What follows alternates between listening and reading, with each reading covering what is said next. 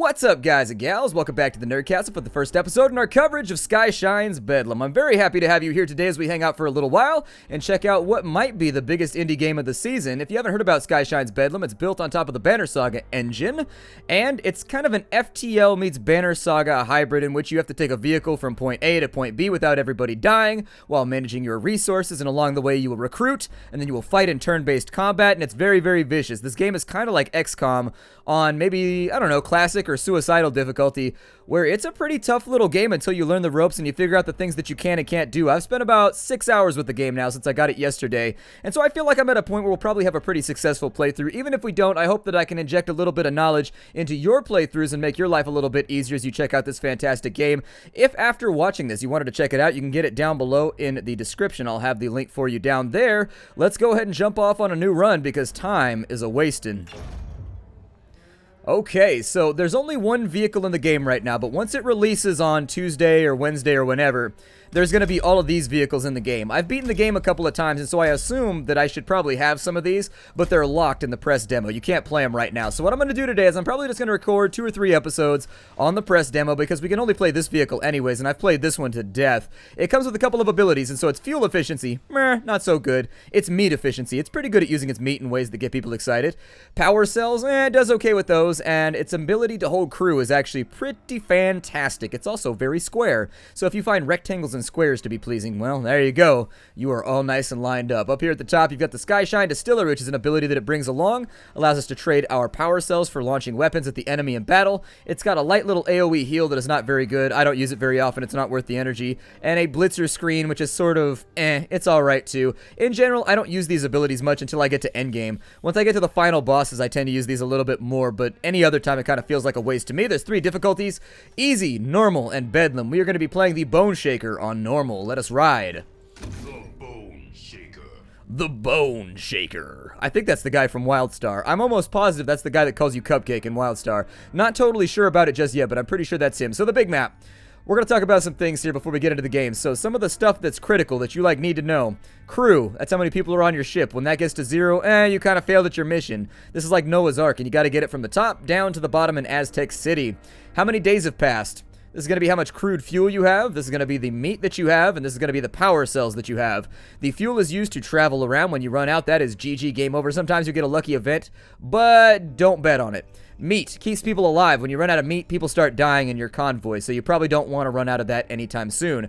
Power cells, very, very important for installing upgrades up upon your vehicle. So you click on this right here, and you can upgrade your meat consumption, your barracks, you can upgrade your engineering and your armory along the way. In addition, these act as ammunition for your special abilities, so keep that in mind as we play the game here today. At the beginning, I always like to spend my power cells on 2 thingamadoobies of crude fuel preservation, and so we have discovered the mystical power of the triangle. And then also we put a big floaty thing in a tank, and apparently that makes us way better at burning fuel. I don't know how this all works. I make this up as I go. We haven't done anything else, but that's going to be good for right now. You tend to go through fuel a lot in this vehicle because it sucks up fuel. The other thing you need to be aware of, so there's a number of things to take a look at here. The factions. The factions are not balanced as of right now. There's going to be a balancing patch on the day that the game comes out. They're collecting responses right now from the press and also from Kickstarter backers and stuff like that, and they are tailoring the game accordingly, but the factions range in difficulty from easy to FML. So the ones you want to avoid rogue AI, and you want to avoid mutants for most of the game, if you can manage to do it. You really want to avoid AIs above all else. These 3 are all tackleable, but the AIs are the worst because they can teleport, and it's super powerful where they can teleport all over the battlefield, which means on their turn, they don't have to walk around the grid like you do. They just teleport to the spot they want to be in, and then they punch you in the side of the head for a huge amount of damage, and it's brutal. So I avoid the AI at all cost if I can help it. Cyborgs are the easiest, followed by Marauders, followed by mutants, and that's due to the fact that cyborgs lose health every turn, so they deal more damage, but they degrade every turn. Mutants regenerate health, and it can go up above their maximum threshold, so they start out with very little health, but throughout the course of the fight, they will get 1 health per turn, which means that if there are a lot of mutants around, you can end up with a huge mutant, like a very real attritional problem getting rid of mutants if you let them get too healthy. Marauders, they've got like an AoE and a couple of other little things that they do, but by and large, they're just basically regular humans.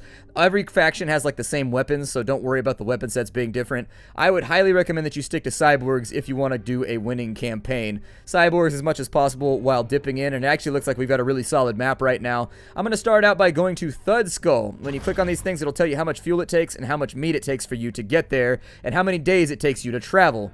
That's all there is to it. At the end, it's going to give you a score. Higher scores are better. The storyline is that we are from Byzantine, which is a mega city. It's kind of like Mega City from Judge Dredd. It's just a big, sprawly city where there's crime and overcrowding and famine and all kinds of other problems. We are like the Noah's Ark that's supposed to get to Aztec City, which is a fabled land of milk and honey where people can go to live and be happy. So the goal is to go from here down to here and don't die. That's pretty much the way that it goes. Let's go to Thud Skull.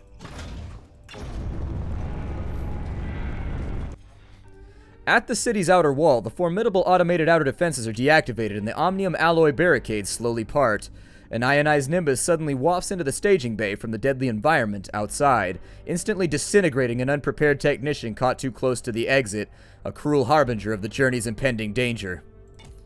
The dozer engines rumble to life and the great machine forges ahead into the desolate realm of Bedlam.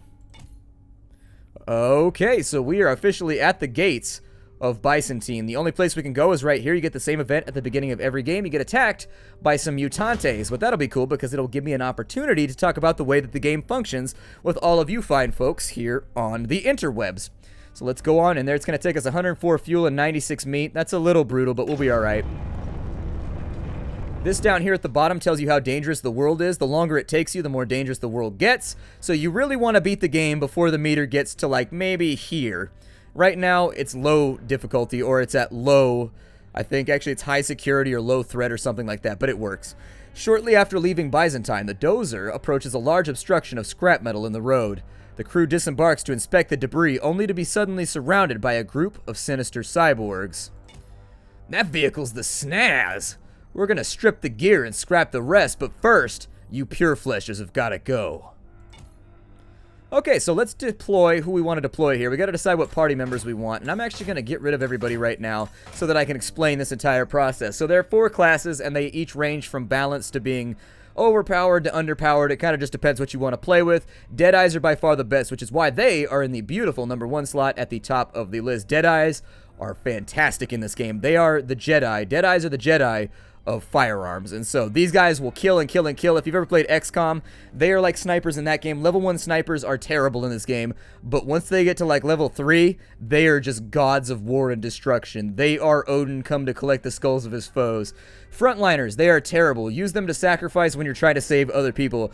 Frontliners are pretty brokenly bad right now. They don't really do much aside from soak damage. They can't really deal damage very well.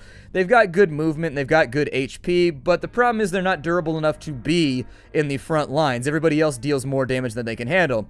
And so I usually bring these guys with only the intent of putting them like outside of cover and things like that when I need to trick the AI into doing something dumb. Gunslingers, they're average. They're okay. They dual wield pistols and they deal okay DPS. They get a retaliatory move every time they get hit, which is pretty cool. If you can get them into cover, they're a pretty solid class if they level up once or twice, but I wouldn't put too much faith in them.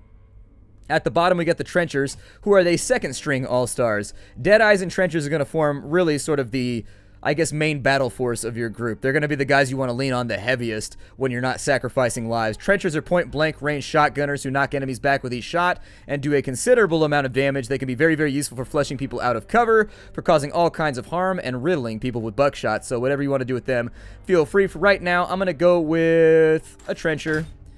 I'm going to go, oh yeah, these right here, these bonuses. Every time you put somebody into one of these slots, you get less resources from the combat that you're about to fight. So if you don't fill up these, you get double fuel cells, you get double oil, you get double meat. And it's actually pretty difficult to win a fight with one guy. I'd be like, good luck with that one. I don't think I've ever gone with less than 3, but if you wanted to get a lot of resources in the early game, you probably want to take a smaller force while the game is still easier. Just things to think about while you're playing the game. I'm going to take a Deadeye along with this one, 2 Deadeyes in fact, and then I'm going to take myself a Frontliner just in case I need somebody to sacrifice along the way. Somebody to push out in front of the train just in case the train wreckage decides to come right at me. Let's go! We're giving unemotional speeches to the crew. Well, no wonder we don't battle very well. Okay, so this is our battlefield right here, and this is what we're playing with. For right now, I'd like to get the sniper into a nominal position. The way the combat roughly works is that each team gets 2 actions per turn, and you can spread those actions out among whoever you want on the battlefield. So if I wanted to shoot twice with a sniper, shoot twice with a sniper. If you wanted to move this guy, then move this guy, go ahead and do it. You can do any assemblage of 2 actions in between all of your characters, and they do the same. Now, the blitzometer at the top. This you need to be aware of because the blitzometer is actually problematic for a number of reasons. The blitzometer, I thought this was for me the first time I played the game and that something awesome like a limit break was going to happen when it filled up. That's not how it works. When this fills up, the enemy gets to take like a triple turn, and it is bad. And so you kind of want to finish the combat before it gets to that point. That would be my recommendation anyways. These buttons over here, they give you little displays on everybody if you wanted them. This right here I think makes you retreat. If you wanted things explained, you can click that right there just in case you wanted to learn more about the game. All options that you could entertain for right now. I'm going to back my snipers up for a minute so that they're in an advantageous position. And then I'm going to try and bait the enemy into advancing so that I can go, buck cow! You want to feed kills to your snipers in the early game. I'm not even shitting you. Feed as many kills as you can to your snipers in the early game, or you will be super sadsies by the end of the game when you have no leveled up snipers and your angels of death are not really that angelic. You will be bummed out. It will suck. So just make sure that you get things done where they need to get done. This guy over here, he's in an okay position, but this guy's in cover. The cover is not facing specific, so even if I was shooting at him from over here and he was up against the cover right there, he still gets a 50% cover bonus. So it basically turns any attack into a coin flip. So watch out for that as well. It can be an issue for you and yours. I think he can move that far and get to me, but I need to protect the snipers for right now. So that's what I'm going to do. Or they are going to feed me a gimme. And life is going to get a lot maybe easier. Range is weird in this game. Be careful about it. The little red pips show you where you can fire to, and you can't fire inside of that. You can only fire specifically to that square. It will give you more pips if that's not the case, but you have to level up a bit for that to work. Let's go ahead and take this guy right now. Yep, there it is. Now we just have to hope that this little bastard doesn't get all up inside our business. Oh, he did, but he didn't kill anybody, so we survived the first combat without anybody dying, so that's really, really good. These boxes are extra resources that you can pick up to make your life easier, so if you wanted them, there they are. Sometimes the assemblage is random. You don't get to deploy your troops, and you don't get to see where the boxes go, so sometimes they'll be super useful. Other times the boxes will be all over the place, and you won't be able to get near them without sacrificing people. It just kind of goes fight to fight. We lucked out and our sniper leveled up, which means that his range is going to go up and he's going to be able to attack 6 or 7 squares, which makes him a lot more diverse. Be aware that you really, really, really want to level snipers. If you aren't leveling snipers, you are literally in diapers. It's not a good thing. I made that rhyme so people could remember it better, but for realsies, don't mess it up. I upgraded my oil in here to make my life easier because this vehicle is not known for its fuel efficiency. It is the battlecruiser version of a Hummer. It chugs through that shit. It is a luxury model. I think these right here are points of interest. You can spend lower amounts of resources to go to these and get kind of randomly generated events that occur. They can be really, really good, or they can be really, really bad, or they can be just nothing at all, and then you just wasted a bunch of resources. So in general, I don't really stop off very often for them. They don't strike me as an objective that, you know, tickles my fancy, that giggles my bits, if you know what I mean.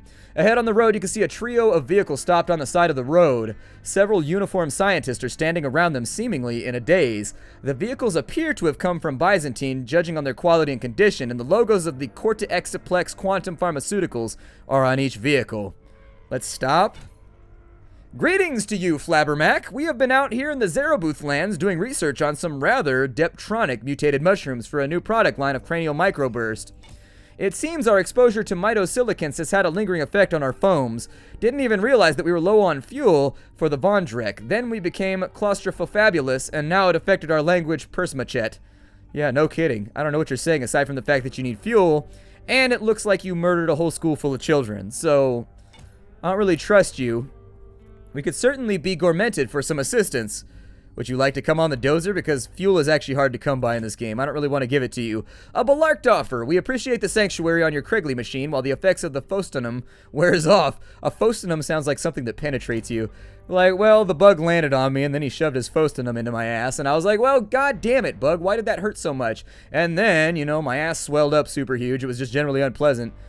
You return to the dozer with the scientists and continue along the road. Doesn't it sound like a biological... Now, passengers are kind of a hit or miss thing. The more passengers you have, the more meat you eat. But the more passengers you have, if you run out of meat, then the passengers just die and it doesn't really affect anything anyways.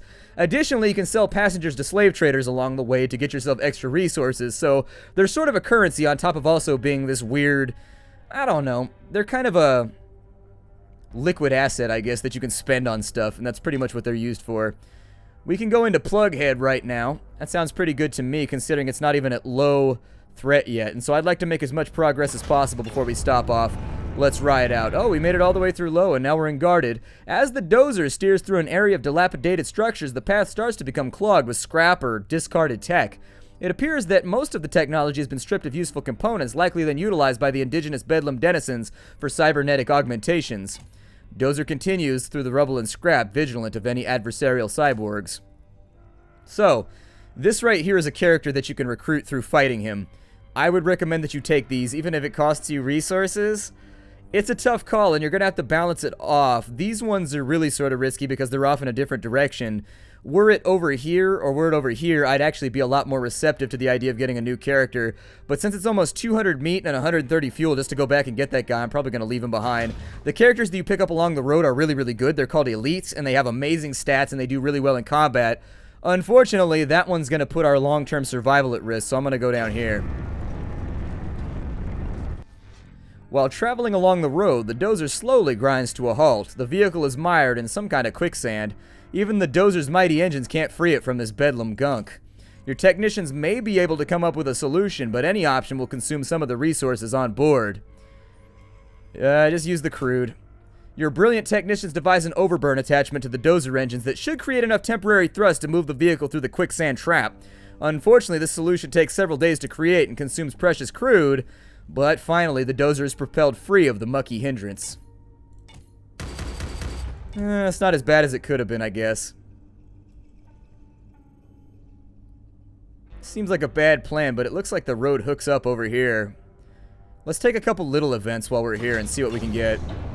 It'll send out our little away car right here, which is pretty badass. It gives you a sense of scale for the size of the large vehicle. While exploring the area, the crew discovers a massive makeshift shrine of concrete and scrap. The imagery depicts the AI machine god Krieg's Machine, a biomechanical titan with ion disruptor cannons for arms, tank treads for feet, and a multi-weapon turret for a head. It is considered the embodiment of war by its worshippers. It's like a Japanese mecha anime developer got way out of line and just created, look, his arms are guns, his body's a gun, his legs are guns, his nipples are guns, everything is a gun. Krieg's Machine. Bedlam's warlike followers of Krieg's Machine outfit their bodies with destructive combat prosthetics and idolization. Unfortunately, the crew has interrupted a ritual of several such cyborgs, and they have taken notice with some belligerence.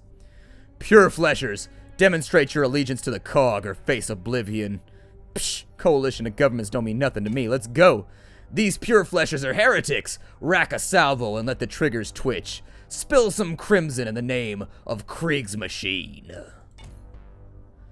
Alright, so she heals up in a little bit. I'll probably drag her on out again and rearrange them. I can't prove it, but the deployment is random, but I'm not entirely sure if people towards the front are more likely to be in combat than not.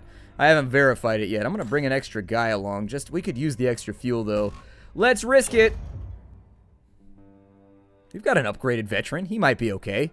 We got a badass sniper. What's the worst that could happen? Also, I'm going to pick up the meat on this side, because why not meat? It's what's for dinner. So this right here is a booby-trapped bin. Sometimes when you pick it up, you get resources. Sometimes when you pick it up, you get blown to smithereens.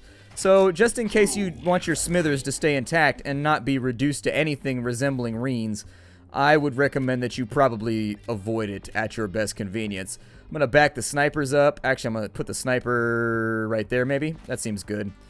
And then on this side, I'm going to back this character up slightly, although we would like to react to this situation before it gets too far out of control, because it's going to be problematic for us to solve this problem if we don't get into combat shortly. I'm going to move her back to there, take a shot at that guy for 7 damage. Feeling pretty satisfied by the result. He's going to run over there, and he's going to actually one-shot her. That's a little bit unfortunate. It's really unfortunate, actually. You need your snipers to be in one piece. On this side, I'm going to start to adapt to this little melee that's taking place on this side. He might get shot on this turn, or maybe he might not. I might get shot on this turn, so let's back up a smidge. He's got a 50-50 cover right there, so it's a coin toss to see if this is going to work. And we won the coin toss, so hey, you take what you get out. Oh, shit. He's in range? Ooh. I wish there was a way, so you can look at their range right there, but the dots don't show up properly under people.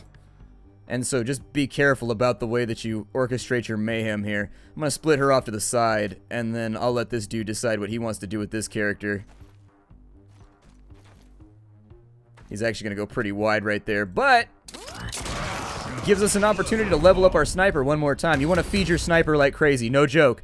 Feed your sniper, be like, feed me, Splatter! Like, that's what you want to do with a sniper. I don't care if all your other snipers die. Feed everything you can into that one sniper, because they will become just a godly wrecking machine by the end of the game. We got a bunch more fuel, which makes me think that we could risk going that way, or we could take another event on this side. Let's run off to here. So we've reached guarded difficulty, unfortunately. While traveling on the road, the dozer sensors detect impact tremors. Somebody's deploying munitions in the area, but it doesn't seem to be aimed in your direction. Let's investigate.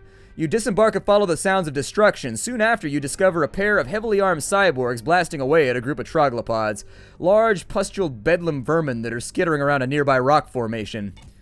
A caravan of nomads has stopped to observe the explosive festivities.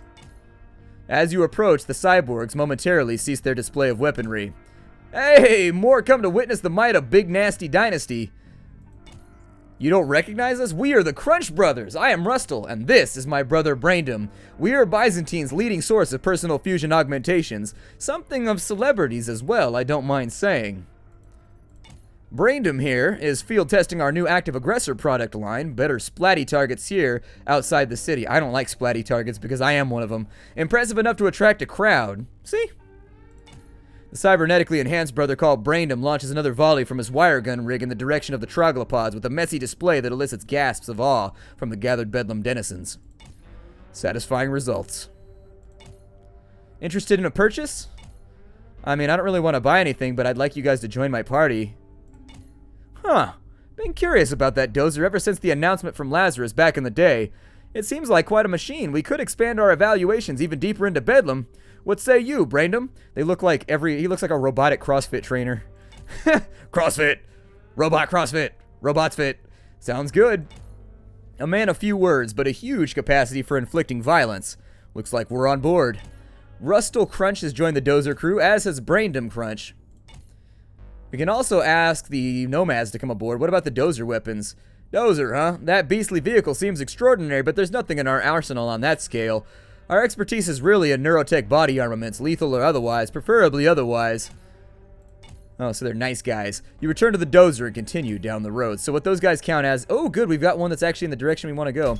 So what these guys count as, if you've never played the game before, I've actually got a bit more metagame. I've been playing this game a lot because I didn't want this to be a shitty playthrough where I played poorly the whole time. Rustle is a trencher, and Braindom is a sniper who can replace the sniper that we lost. So, fun stuff right there. I'll probably use him as a trencher for a little bit.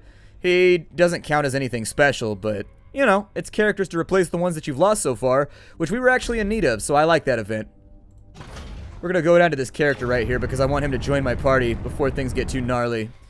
King Viscera sent Biv Trumbull to splatter you soft little fleshers with my roto cannon. It's gonna be chuckles. Also messy.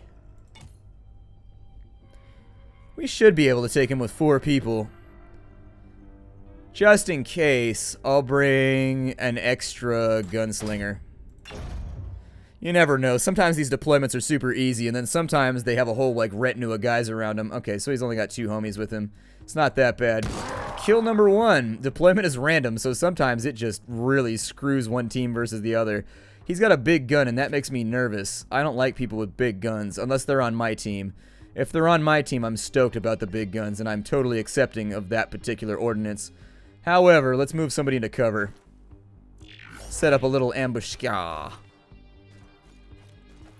So over here on this side, we can get 9 damage off right there. We can go to there and knock him back, but we're going to have to sacrifice somebody to make this work. It's the only way, Kyle.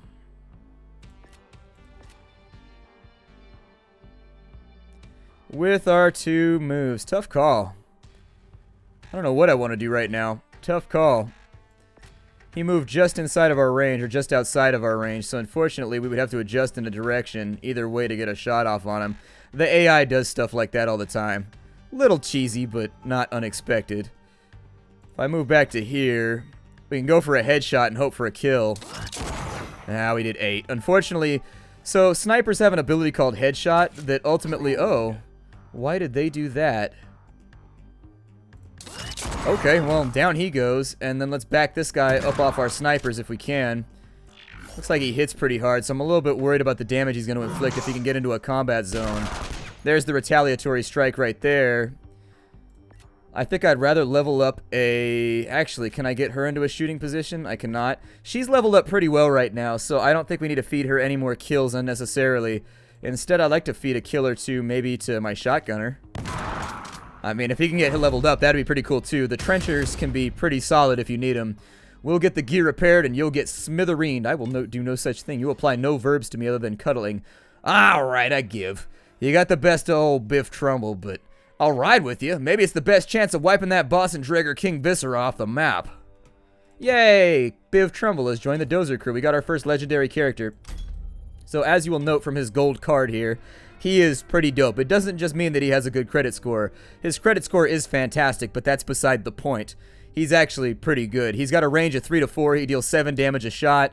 He can move a decent amount as well. You sort of want to use this guy and level him up. It's a good plan. It is to your benefit. So I would recommend that when you have elites, you swap out the weaker guys and you use the elites instead because they're pretty useful, especially if you can get them up to level like 4 or 5. They become just gods of war. We're out of time right now for the day. This is the first episode of Bedlam. I will see you all later. Hi, I do, everybody. I hope you decide to stop by tomorrow. Let me know what you think, and I will see you all in future episodes. Bye, everybody.